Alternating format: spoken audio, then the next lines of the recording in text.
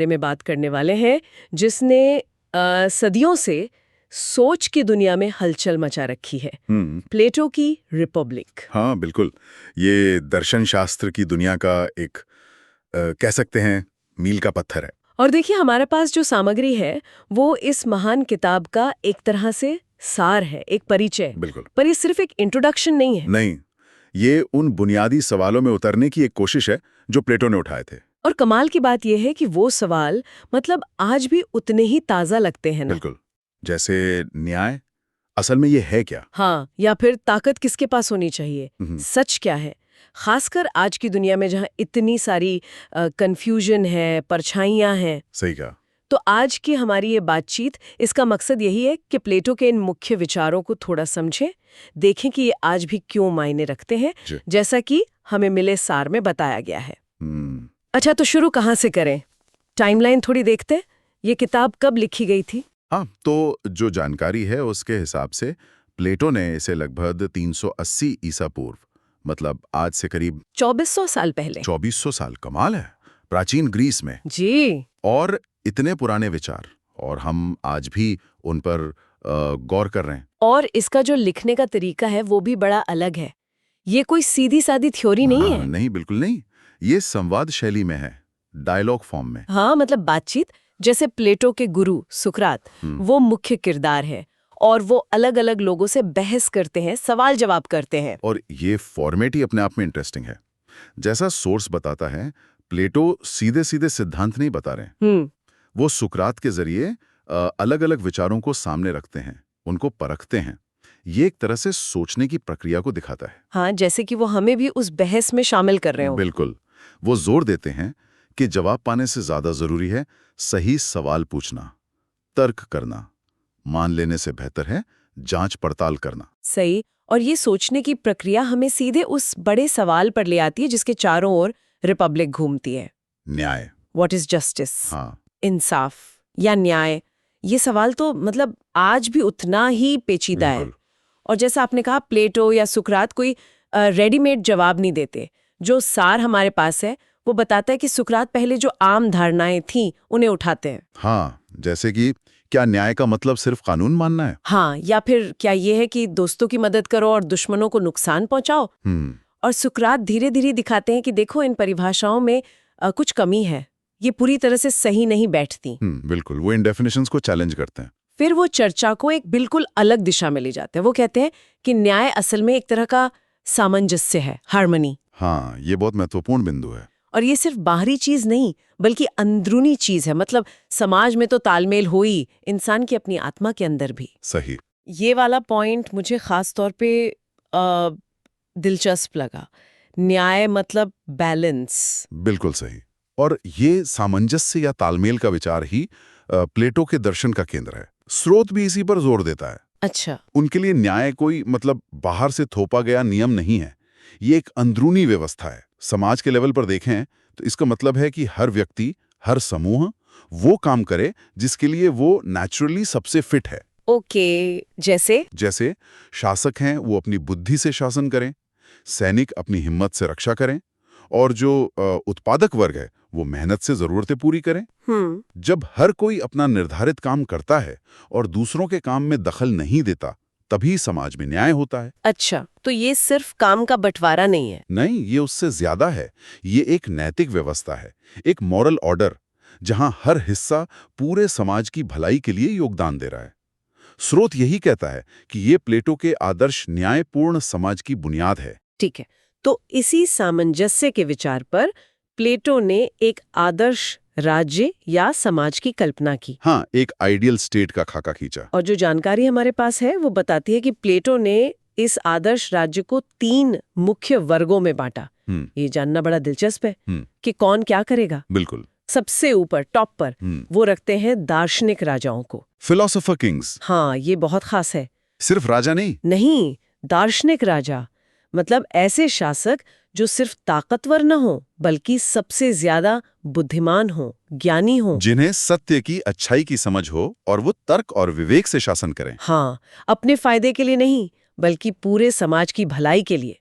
प्लेटो का तो ये भी मानना था कि जब तक या तो दार्शनिक राजा नहीं बनेंगे या राजा दार्शनिक नहीं बनेंगे तब तक दुनिया की समस्याएं खत्म नहीं होंगी। हाँ, ये तो बहुत बड़ा दावा है। बिल्कुल। फिर दूसरे नंबर पर आते हैं अभिभावक या रक्षक, गार्डियंस। ये सैनिक वर्ग है। हाँ, समाज के सैनिक, योद्धा, इनका काम है राज्य को बाहरी खतरों से बचाना और अंदर लॉ एंड ऑर्डर बनाए रखना। और इनके लिए जरूरी गुण क्या माने गए? साहस, अनुशासन और अपने कर्तव्यों के प्रति वफादारी। बिल्कुल ठीक। और फिर तीसरा वर्ग है उत्पादकों का, प्रोड्यूसर्स। इसमें कौन कौन आता है? इसमें किसान, कारीगर, व्यापारी, मजदूर, मतलब वो सभी लोग जो समाज के लिए जरूरी चीजें बनाते हैं, उगाते हैं या फिर मुहैया कराते हैं। इकोनॉमी इन्हीं पर टिकी है। ओके। तो ये 3 वर्ग हो गए। हाँ, और यहाँ फिर से वही सामंजस्य वाली बात लौट कर आती है। कैसे? सूत्र साफ करता है कि प्लेटो के लिए न्याय तभी है जब ये तीनों वर्ग अपना अपना काम करें, पूरी लगन से, अपनी योग्यता के अनुसार, और एक दूसरे के काम में इंटरफेयर ना करें। स्पेशलाइजेशन जैसा कुछ। हाँ, कह सकते हैं। दार्शनिक राजा शासन करें, रक्षक रक्षा करें, उत्पादक उत्पादन।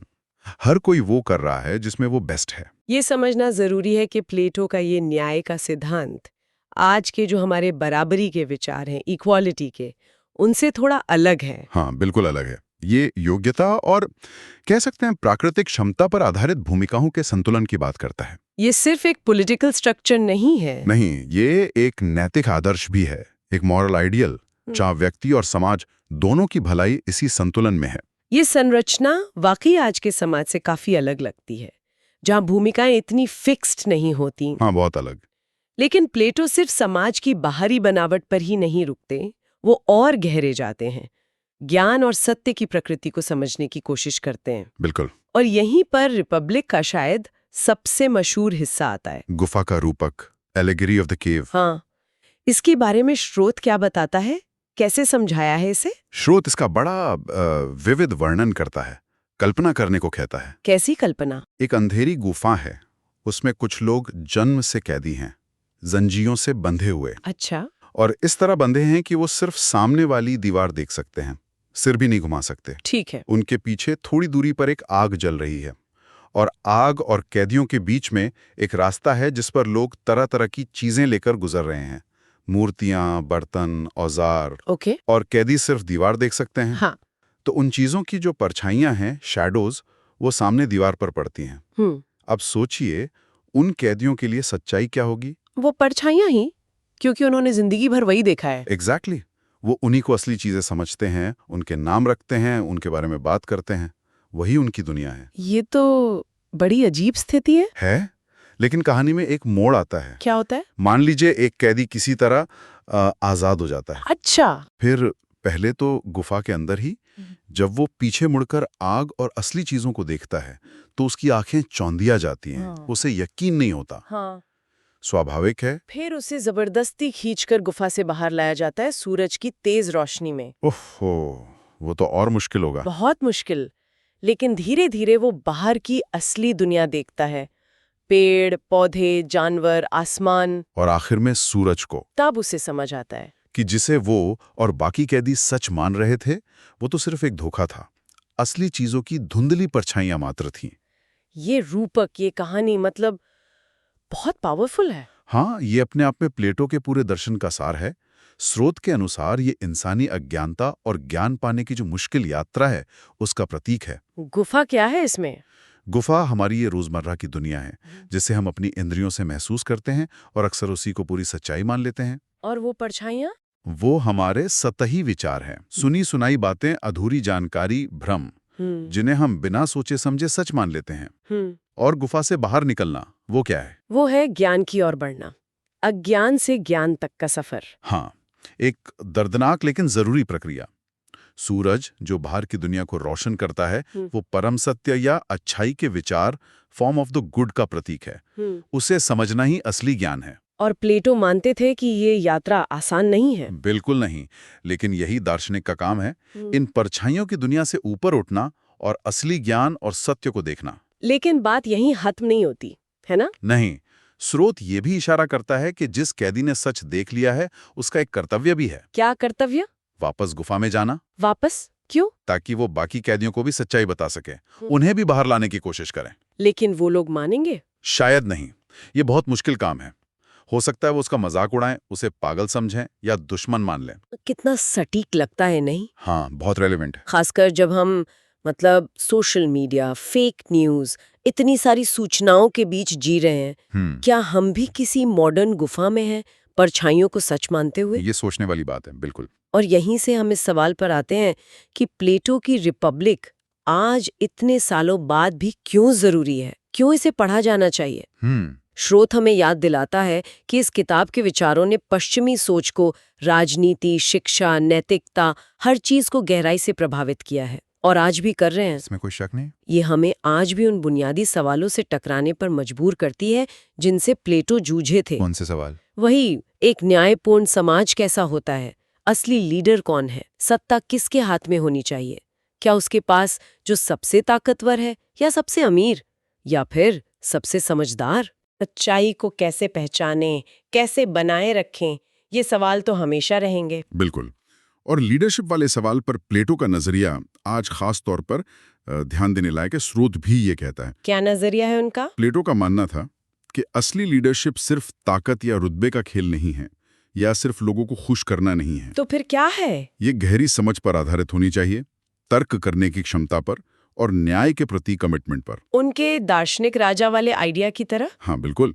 वही जो सच को समझते हैं और सिर्फ अपने लिए नहीं बल्कि पूरे समाज की भलाई के लिए काम करते हैं। आज के दौर में ये बात आज के दौर में जहां इन्फॉर्मेशन तो बहुत है पर शायद समझ और विवेक की कमी महसूस होती है, ये विचार कि हमारे नेताओं को बुद्धिमान, नैतिक और न्यायप्रिय होना चाहिए, ये बहुत जरूरी लगता है। हाँ, ये याद दिलाता है कि लीडरशिप सिर्फ एक पद नहीं है। बातचीत को समेटें, प्लेटो की रिपब्लिक हमें न्याय की असलियत, एक आदर्श समाज के क्या संभावनाएं हैं, क्या सीमाएं हैं, और ज्ञान और सत्य की जो कभी न खत्म होने वाली खोज है, उसके बारे में सोचने का एक तरह से निमंत्रण देती है। हाँ, ये सिर्फ एक पुरानी किताब नहीं है, ये एक जिंदा बहस है। बिल्कुल। जैसा कि स्रोत भी आखिर में कहता है, यह महज एक हिस्टोरिकल डॉक्यूमेंट नहीं है। ये उन बुनियादी सवालों पर एक लगातार चलने वाली बातचीत है जिनका सामना हर समाज, हर पीढ़ी को करना पड़ता है। हमें अपना समाज कैसे चलाना चाहिए? हाँ, एक अच्छा जीवन जीने का मतलब क्या है, शक्ति का सही इस्तेमाल क्या है। प्लेटो ने ये सवाल उठाए थे और ये आज भी हमारे सामने है। और जाते जाते एक सवाल जो मेरे मन में आ रहा है इस जानकारी को पढ़ने के बाद। हाँ, कहिए। प्लेटो ने न्याय को सामंजस्य से जोड़ा था, हार्मनी से। मतलब समाज में हर कोई अपनी तयशुदा भूमिका निभाए। आज की दुनिया तो बहुत बदल गई है, हमारी भूमिकाएं इतनी फिक्स नहीं है, वो बदलती रहती हैं। हम एक साथ कई रोल निभाते हैं। हाँ, समाज ज्यादा कॉम्प्लेक्स है, डायनामिक है। बिल्कुल। तो ऐसे में क्या प्लेटो का वो हर कोई अपनी जगह पर वाला सामंजस्य का आइडिया आज भी उसी तरह लागू हो सकता है, या फिर हमें आज के हिसाब से न्याय और सामाजिक तालमेल की नई परिभाषाएं खोजने की जरूरत है? ये सोचने के लिए वाकई एक दिलचस्प नुक्ता है, इस पर विचार करना चाहिए।